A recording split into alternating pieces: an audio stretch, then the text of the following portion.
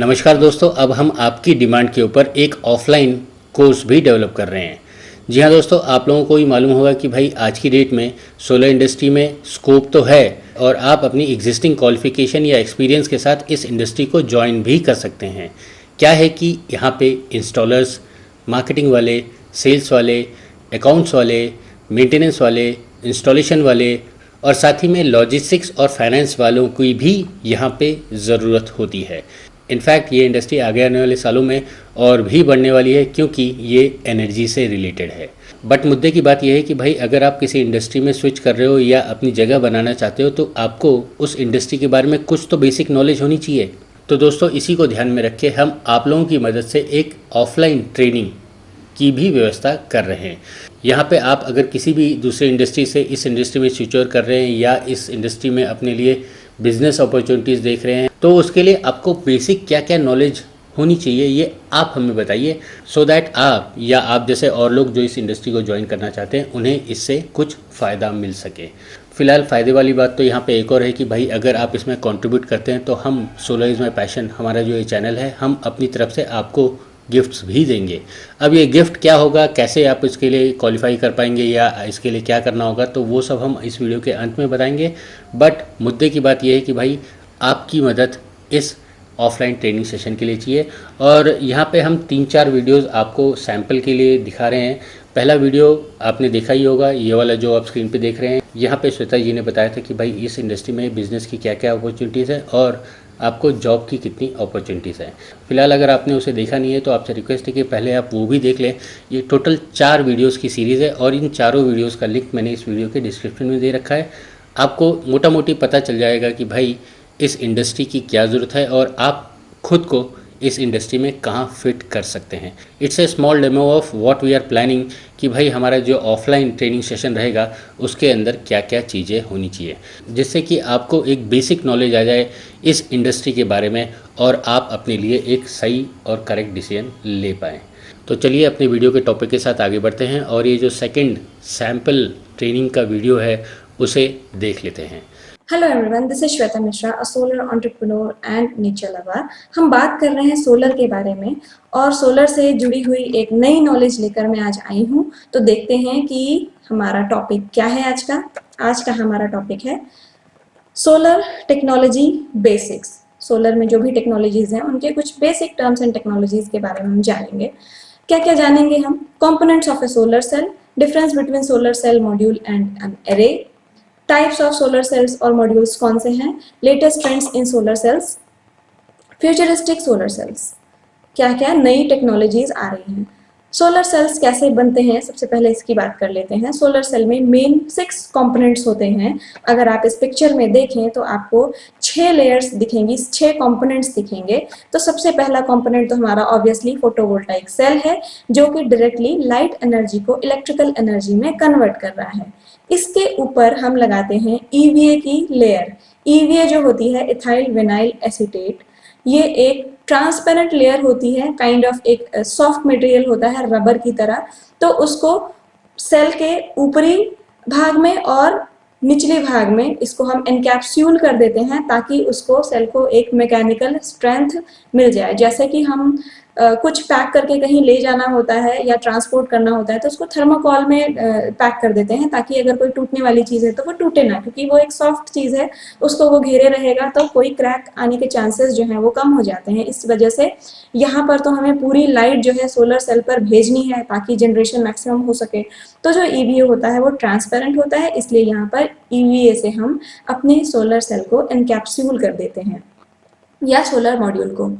इसके ऊपर front side में हम लगाते हैं टफन ग्लास, जो कि मिनिमम 3 से 4 mm की थिकनेस रखता है। इसके बाद बैक साइड में हम पॉलीमर की शीट लगाते हैं जो कि ओपैक होता है, जो नॉर्मल सेल्स होते हैं। बाकी बाइफेशियल की बात हम अभी आगे करेंगे। इसके पीछे हम लगाते हैं जंक्शन बॉक्स, जिसमें केबल कनेक्शंस, डायोड्स वगैरह लगे होते हैं और यहाँ सेल्स के भी जो टर्मिनल्स आते हैं वो जंक्शन बॉक्स में हमको इकट्ठे मिलते हैं, जो कि एक पर्टिकुलर करंट और वोल्टेज की आउटपुट हमको प्रोवाइड करता है।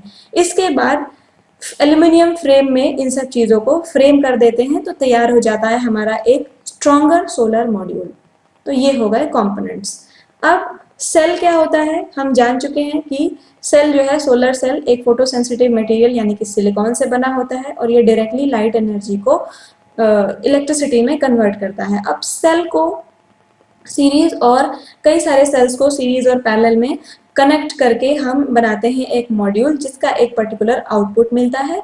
इसके बाद हम अगर सोलर मॉड्यूल्स को सीरीज में कनेक्ट कर देते हैं तो वो देता है हमें स्ट्रिंग, और बहुत सारे स्ट्रिंग्स को कनेक्ट करके हमको मिलता है पूरा सोलर पावर प्लांट, या उसको कहते हैं हम एरे। तो ये हो गई सेल, मॉड्यूल और स्ट्रिंग की बात।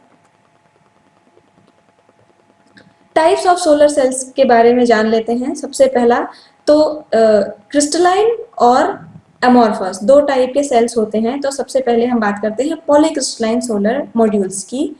तो इनका जो दूसरा नाम है वो है मल्टी क्रिस्टलाइन सोलर सेल्स। ये सिलिकॉन से ही बना होता है, पॉलीक्रिस्टलाइन सिलिकॉन से बना होता है।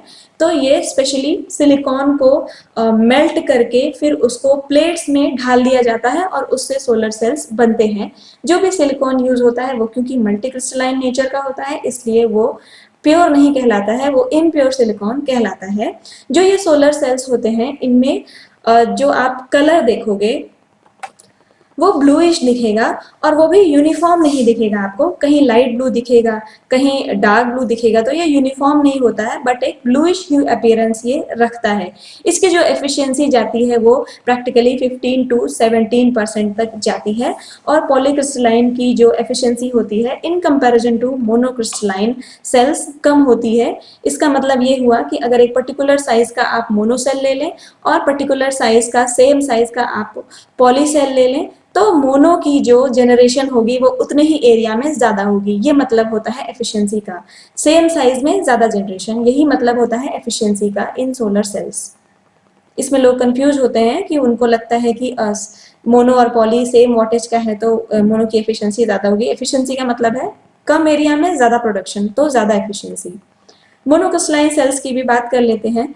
ये सिंगल क्रिस्टल सिलिकॉन से बने होते हैं। सिलिकॉन जो होता है उनको गर्म करके, हीट करके बार्स के फॉर्म में ढाल दिया जाता है और फिर जैसे ब्रेड के स्लाइसेस कटते हैं वैसे ही इस बार के स्लाइसेस काटे जाते हैं और सर्कुलर वेफर्स हमको मिलते हैं। सर्कुलर वेफर्स को फिर एक किनारे किनारे से उसको कट करके एक रेक्टेंगल का शेप देने की कोशिश की जाती है। इसीलिए देखिए, आप किसी सर्कुलर चीज को जब चारों तरफ से काटेंगे तो वो उसको यही शेप मिलेगा जो आपको इस मॉड्यूल में मिल रहा है। उसके बाद इसको एक साथ असेंबल करके सोलर मॉड्यूल्स बनाया जाता है। इनकी जो एफिशिएंसी होती है वो 18 से 20% तक जाती है। और ये पैनल जो है सेम साइज का, मैंने बोला कि एफिशिएंसी का मतलब है कि उतने ही साइज का पैनल मोनो में ज्यादा वोल्टेज का होगा और पॉली में थोड़ा कम वोल्टेज का होगा। इसलिए जो मोनो सेल्स होते हैं, मोनो मॉड्यूल्स होते हैं, वो कंपैरेटिवली पॉली के थोड़ा सा ज्यादा वोल्टेजेस में रेटिंग्स के साथ आते हैं। मोनोक्रिस्टलाइन सेल्स जो हैं जहां पर एरिया कम अवेलेबल है वहां पर आप लगा सकते हैं। और ये जो पैनल्स हैं इनकी हायर वोल्टेज में भी सेम साइज होती है, पॉली सेल्स के बराबर ही, बट जनरेशन थोड़ी सी ज्यादा मिलती है। मैंने पहले भी बता दिया आपको।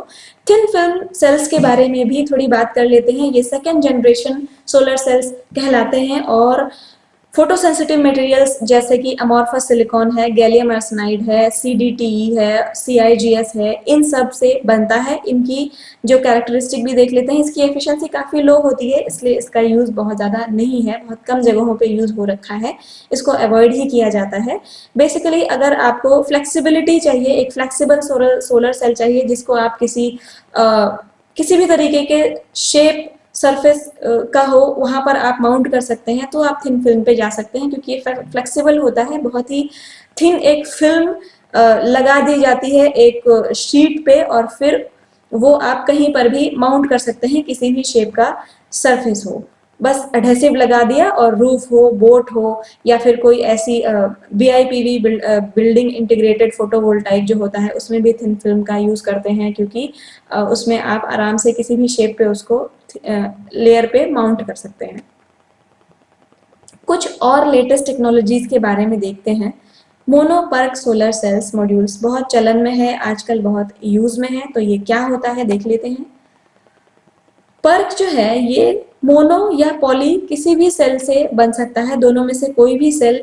पर्क का मतलब होता है पैसिवेटेड एमिटर रियर कॉन्टैक्ट, ये टेक्नोलॉजी होती है।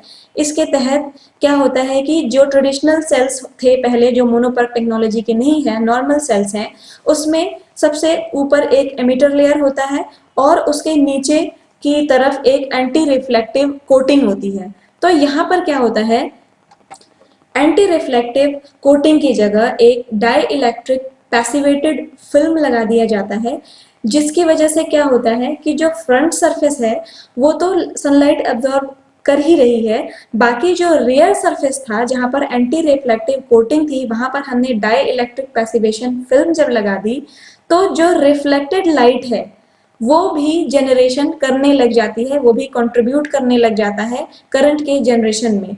तो इस वजह से जो एफिशिएंसी है वो थोड़ी सी इंक्रीज हो जाती है, क्योंकि पावर जनरेशन, लाइट एब्जॉर्प्शन ज़्यादा होने लगी और इंटरनल रिफ्लेक्टिविटी जो हो रही थी, रिफ्लेक्टेड लाइट को भी मौका मिल गया करंट में जनरेशन में कंट्रीब्यूट करने के लिए।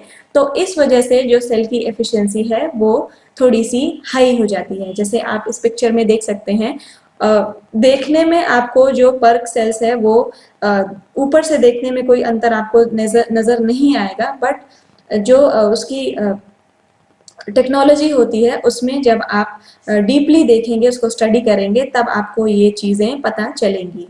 तो इसमें आप देख सकते हैं कि यहाँ पर एक पैसिवेशन लेयर है, यहाँ पर सिलिकॉन की एक कैपिंग लेयर है, और ये यहाँ से जब लाइट पड़ती है, यहाँ पर जब लाइट पड़ती है तो जो लाइट यहाँ तक चली जाती है वो भी रिफ्लेक्ट होकर फिर से इलेक्ट्रॉन्स को हिट करके और उसको मूव कराने लग जाती है और करंट में वो कंट्रीब्यूट करने लग जाती है। तो इस वजह से इसकी एफिशिएंसी हाई चली जाती है। अगली बात करते हैं हाफ कट सेल्स की। इसमें क्या होता है, आप पिक्चर में देख सकते हैं कि कुछ इस तरीके का ये दिखता है। इसमें सेल को हाफ कट करके फिर उसको असेंबल करके एक सोलर मॉड्यूल बनाया। इसमें आप देख सकते हैं इस वाली पिक्चर में इसका फ्रंट व्यू ऐसा ही दिखेगा। आप देख सकते हैं यहाँ पर हाफ कट, यानी कि ऐसा लग रहा है कि दो हाफ मॉड्यूल्स को आपस में जोड़ दिया गया है। और इसमें बैक व्यू इस तरीके का आएगा। जो जंक्शन बॉक्स होती है ये इसके मिड में लगती है। जो नॉर्मल ट्रेडिशनल सेल्स होते हैं उनकी जंक्शन बॉक्स ऊपर लगी होती है, इसके जो जंक्शन बॉक्स है ये मिड में लगी होती है। और इसका जो सर्किट है ये इस तरीके का है कि ये दो हाफ्स में एक मॉड्यूल को डिवाइड कर दिया, जिसमें सेल्स को भी हाफ कट करके लगा दिया। तो इस तरीके से फिर उनको कनेक्ट कर दिया सीरीज में। तो एक भाग ये हो गया नीचे निचला भाग, और एक भाग इसका ऊपरी भाग अलग हो गया। अब देखते हैं कि ये कैसे काम करता है। जो सेल्स होते हैं उनको हाफ कट कर दिया जाता है। तो जो ट्रेडिशनली जो सेल्स आया करते थे, जिनमें 60 सेल्स या 72 सेल्स लगे हुआ करते थे, उनमें हम सारे सेल्स को हाफ में डिवाइड करके लगा रहे हैं। तो उनमें कितने सेल्स हो गए, 144 और 120 सेल्स वाले मॉड्यूल हमारे पास हो गए। अब जो जंक्शन बॉक्स है ये बीच में लगा है, तो इसका मतलब क्या हुआ कि जो भी इलेक्ट्रॉन्स जब मूव करते हैं तो वही करंट बनाते हैं। जिस दिशा में इलेक्ट्रॉन्स मूव करते हैं उसकी उल्टी दिशा में करंट की डायरेक्शन मानी जाती है। तो जब भी लाइट जो है वो सोलर फोटोवोल्टाइक सेल्स को हिट करती है तो लाइट्स में मौजूद होते हैं फोटॉन्स। वो एक पर्टिकुलर एनर्जी से इलेक्ट्रॉन्स को हिट करते हैं तो इलेक्ट्रॉन मूव करने लग जाता है। और बहुत सारे इलेक्ट्रॉन्स के साथ जब ये प्रोसेस होता है तो वो एक दिशा में बस बार के थ्रू जब दौड़ने लग जाते हैं तो वही कंट्रीब्यूट करता है करंट। तो उस करंट के पाथ को अगर हम शॉर्टन कर दें, जिस इलेक्ट्रॉन को यहाँ से यहाँ मूव करना पड़ रहा है उसको अगर यहाँ से उसका पाथ अगर हाफ हो गया, उसका पाथ शॉर्टन हो गया, तो आप समझ सकते हैं कि लॉसेस कम हो गए। यानी कि ज्यादा से ज्यादा इलेक्ट्रॉन कम एनर्जी में भी यहाँ तक पहुंच सकता है। और यहाँ से हमने उसको एक पाथ प्रोवाइड कर दिया, केबल निकाल ली, तो हमको मिल गया एक पर्टिकुलर आउटपुट। तो ये टेक्नोलॉजी जो है इसमें इस्तेमाल होती है। अब इसकी वजह से मॉड्यूल का परफॉर्मेंस और उसकी जो ड्यूरेबिलिटी है वो इंक्रीज हो गई। अगर हम सेल्स को हाफ कर देते हैं तो उसकी जो मैकेनिकल स्ट्रेस बियरिंग कैपेसिटी है वो भी बढ़ जाती है, क्योंकि हमने उसको दो आधे भागों में डिवाइड कर दिया, इसलिए उसकी जो मैकेनिकल स्ट्रेस बियरिंग कैपेसिटी है वो भी इंक्रीज हो जाती है। टियर और ब्रेकेज का जो चांसेस हैं वो कम हो जाते हैं, क्योंकि सेल्स जो हैं वो छोटे हो जाते हैं, इसलिए इंटर स्पेसिंग जो है उसमें भी कमी आ जाती है, यानी कि कम एरिया में ज़्यादा सेल्स आप लगा पाएंगे। इंडिपेंडेंट अपर और लोअर हाफ, जैसा कि हमने अभी देखा, वो शेडिंग के रिस्पॉन्स को भी इम्प्रूव करता है। यानी कि इस सेल में आप देखेंगे शेडिंग के टाइम पे क्या होता है कि अगर नॉर्मल कोई सेल होता जो ये हाफ में डिवाइडेड नहीं होता, तो अगर एक सेल पे शेडिंग आ जाती है तो जो भी उस सेल की स्ट्रिंग होगी, जितने भी सेल्स सीरीज में उसके साथ कनेक्टेड होंगे, उन सबका करंट जो है वो इफेक्ट होता है और वहां पर हॉटस्पॉट की प्रॉब्लम आ जाती है। यानी कि जो सेल शेडेड है वहां पर वो सेल जल जाता है, उसको हॉटस्पॉट बोलते हैं। तो यहाँ पर पूरे मॉड्यूल के या पूरे स्ट्रिंग के प्रोडक्शन पे, जनरेशन पे असर पड़ा। अब मैंने इसको आधा आधा डिवाइड कर दिया, तो यहाँ पर मेरी जो सेल अगर शेड हो गई तो वो सिर्फ इतने पोर्शन को इफेक्ट करेगी, हाफ पोर्शन को ही इफेक्ट करेगी। जो मेरा अदर हाफ पोर्शन है वो मेरा फुल जनरेशन करके दे रहा है। तो ये भी एक फायदा है हाफ कट सेल्स का। अब बात करते हैं बाईफेशियल सोलर मॉड्यूल्स की। ये क्या करते हैं, ये दोनों तरफ से कंडक्ट करते हैं, यानी कि ऊपर की तरफ ट्रांसपेरेंट ग्लास लगा है और नीचे की तरफ भी ट्रांसपेरेंट ग्लास ही लगा है। पॉलीमर की ओपैक शीट हमने यहाँ पर नहीं लगाई और फिर इसको सनलाइट को एक्सपोज करते हैं। तो ऊपर से डायरेक्टली जो सनलाइट मिल रही है उससे तो जनरेशन हो ही रहा है, नीचे की तरफ से भी जो रिफ्लेक्टेड सनलाइट पड़ रही है तो नीचे की तरफ से भी करंट का जनरेशन हो रहा है, यानी कि ओवरऑल एफिशिएंसी जो है इसकी बढ़ गई। तो अगर हम इसके बारे में और बात करें, बाइफेशियल सोलर जो है वो NPN जंक्शन सोलर सेल्स से बना होता है। जो नॉर्मल ट्रेडिशनल सेल्स होते हैं उसमें सिर्फ PN जंक्शन होता है। ऊपरी लेयर N लेयर होती है जिसमें एक्स्ट्रा इलेक्ट्रॉन्स होते हैं और निचली जो लेयर होती है वो P टाइप की होती है जिसमें एक्स्ट्रा होल्स होते हैं। फॉस्फोरस और बोरॉन की डोपिंग करके ये सेल्स बनाए जाते हैं, ये जो लेयर्स हैं ये बनाई जाती हैं। तो N लेयर सिर्फ ऊपरी भाग में होने की वजह से, एक्स्ट्रा इलेक्ट्रॉन सिर्फ ऊपरी भाग में होने की वजह से सिर्फ ऊपरी भाग ही करंट जनरेट कर रहा होता है, इसलिए उसकी एफिशिएंसी थोड़ी सी लो हुई। बट नीचे से भी लाइट जो आ रही है उसको भी हमको यूज करके करंट जो है वो प्रोड्यूस कराना है, तो नीचे भी हमने एक N लेयर बना दी। तो ओवरऑल NPN जंक्शन मेरा तैयार हो गया, जो ऊपर के भाग से, फ्रंट साइड से भी और बैक साइड से भी करंट की जनरेशन करके दे रहा है। तो ओवरऑल एफिशिएंसी जो है वो मेरी बढ़ गई। तो ये है कॉन्सेप्ट बाइफेशियल मॉड्यूल्स का। कुछ कंपनीज जो हैं up to 30% more power generation का क्लेम कर रही हैं, और इसकी वजह से क्या होगा, अगर एफिशिएंसी, अभी मैंने बात करी थी कि एफिशिएंसी बढ़ने का क्या मतलब है कि कम एरिया में ज्यादा जनरेशन आप कर पाएंगे सोलर एनर्जी की। इसके अलावा एक चीज और की ऑब्वियस सी बात है, ऊपर भी बस बार लगे हैं। बस बार जो होते हैं वो मैं दिखा देती हूँ आपको। सोलर मॉड्यूल्स में ये होते हैं बस बार। ये जो है इलेक्ट्रॉन्स के पाथ को शॉर्टन करने के लिए लगते हैं। ये एलॉय के बनते हैं और इलेक्ट्रॉन्स अगर यहाँ से एक्साइट हुआ फोटोन के पड़ने की वजह से, हिट करने की वजह से, उसको तुरंत एक शॉर्टेस्ट पाथ मिल जाता है और यहाँ से वो जाकर जंक्शन बॉक्स में इकट्ठा होता है, एक कॉमन पॉइंट मिलता है। तो इसके वजह से, इसके लिए बस बार यूज होता है। तो यहाँ पर जो मैं बात कर रही थी बस बार की,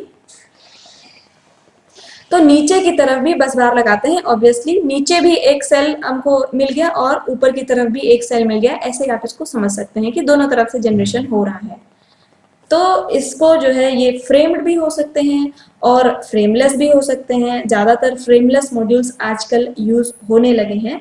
तो जो फ्रेमलेस यूज होते हैं उनमें इस तरीके की रबर की जो क्लैम्प्स हैं वो लगते हैं नॉर्मली, जिसमें बैक शीट जो है पॉलीमर की लगती है, उसमें मेटल शीट लगते हैं, इसमें रबर की शीट्स लगती हैं ताकि जो ग्लास है नीचे की तरफ से वो ब्रेक ना हो, जस्ट एक स्ट्रेंथ, फ्लेक्सिबल स्ट्रेंथ प्रोवाइड करने के लिए।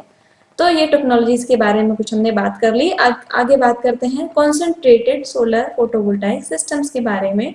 इसमें आप देख सकते हैं सामने कि सोलर मॉड्यूल लगा हुआ है और इनके बगल में मिरर्स लगा दिए, तो ज़्यादा से ज़्यादा लाइट जो है वो सोलर मॉड्यूल पे जो है वो फोकस हो पाएगी। जैसे यहाँ पर लाइट जो है अगर यहाँ से आई तो डायरेक्टली तो पड़ ही रही है, बट जो लाइट अगल बगल चली जा रही है वो यहाँ से रिफ्लेक्ट होके फिर यहाँ पर फोकस हो जाएगी, तो ज़्यादा से ज़्यादा लाइट इस पे कॉन्सेंट्रेट होके पड़ेगी। इसका मतलब जनरेशन ज़्यादा होगा। इस तरीके के भी कॉन्सेंट्रेटेड पीवी सिस्टम्स जो हैं वो भी अभी रिसर्च में चल रहे हैं और मार्केट में आने की बात होती रहती है। तो यहाँ पर भी आप देख सकते हैं कि ये भी एक कॉन्सेंट्रेटिंग टाइप का सोलर फोटोवोल्टाइक सिस्टम है। नेक्स्ट ट्रांसपेरेंट सेल्स की भी बात कर लेते हैं। इनकी एफिशिएंसी बहुत ज़्यादा तो नहीं होती है, 10% तक ही होती है, बट ये भी एक टाइप का सोलर मॉड्यूल है जो कि रिसर्च में है और मार्केट में कहीं कहीं फॉरेन में लगा भी हुआ है। तो इसमें जो सेल्स होते हैं वो बिल्कुल ट्रांसपेरेंट होते हैं और इसके लेयर्स आप देख सकते हैं यहाँ पर कि यहाँ पर एंटी रिफ्लेक्टिव कोटिंग दोनों तरफ बाहर की तरफ लगा होता है जो कि ऑप्शनल है, और ट्रांसपेरेंट सबस्ट्रेट, ट्रांसपेरेंट इलेक्ट्रोड और transparent active layers, electrodes, reflectors वगैरह यूज करके इसको बनाया जाता है। ऐसे मटेरियल्स जो कि फोटो सेंसिटिव भी हैं और ट्रांसपेरेंट भी हैं इसमें यूज होते हैं। एफिशिएंसी बहुत ज़्यादा नहीं है इसलिए बहुत ज़्यादा काम इस पर नहीं हो पाया है। अगली बात करते हैं बायोडिग्रेडेबल सोलर सेल्स की। तो आजकल की डेट में सोलर मॉड्यूल्स का कहीं आप लगे हुए देख लोगे, वो कॉमन हो चुका है कि कहीं ना कहीं हर जगह आपको सोलर मॉड्यूल्स देखने को मिल जाएगा, क्योंकि इतनी जागरूकता आ गई है कि लोग समझते हैं कि इसका कितना फायदा है। बट 25 साल बाद क्या होगा? जो सोलर मॉड्यूल्स की वारंटी आ रही है वो 25 से 30 साल की आ रही है, तो जब ये सेल्स काम के नहीं रह जाएंगे तो इसको डिस्पोज कहाँ किया जाए, वो भी एक मेजर प्रॉब्लम होता जा रहा है।